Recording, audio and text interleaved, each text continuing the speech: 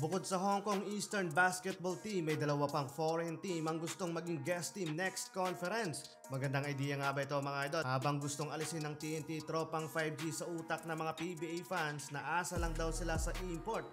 So eto na nga mga idol, isang linggo na lang ang bibilangin muling sasabak mga idol ang TNT tropang 5G sa kanilang PBA Grand Slam campaign dito sa Philippine Cup.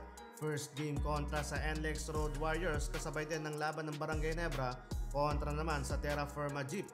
Dito masusubukan mga idol ang TNT sa all-Filipino lineup. Inuulan kasi mga idol ng batikos ang TNT na asa lang daw sila sa import o kaya kay Ronde Hollis Jefferson. Pero sa 49 Governors Cup, halos local ang nagdala doon sa championship title, habang import naman dito sa Commissioners Cup.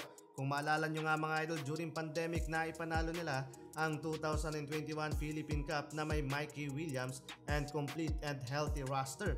However, iba na this time, walang Jason Castro na legit point guard due to injury. Kaya kakailanganin nila dito ang big man na si Brandon Genuelas Rosser at yung good consistent performance ni Ray ng Batak. Isama mo pa etong nagbabalik at tropa na si Simon Enciso, another point guard shooting guard na makakapagbigay din ng boost at confidence para sa team. Magaling din itong si Simon Enciso, maaasahan sa mga perimeter shot, pull-up jumpers and layups, at kahit sa outside shooting mga idol may ibubuga din ito.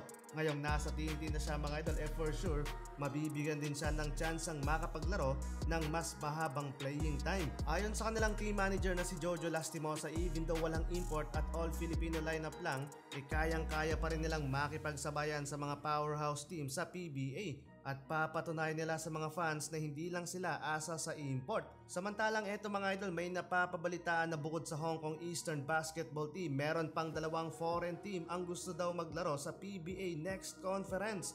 Ayon kay Commissioner Willie Marshall, dalawang foreign teams ang kumakatok at gustong maglaro sa PBA, pero hindi pa sigurado kung kaya daw i-accommodate yung dalawa or i-accommodate lang yung isa. Pero mas maganda sana mga idol kung parehong ma-accommodate. Kung magkataon mga idol, total of 15 teams na ang maglalaban next conference.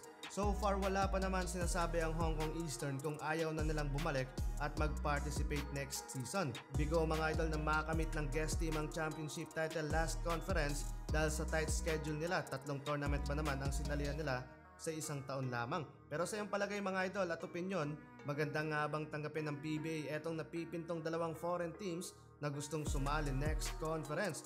Ano sa palagay mo mga idol? I-comment mo na yan sa ating comment section. Siya nga pala mga idol, kung bago ka pa lang dito sa ating channel, huwag ka nang mahiyang i-click yung subscribe button at notification bell para mas updated ka sa mga PBA and NBA news. Maraming salamat idol sa iyong suporta.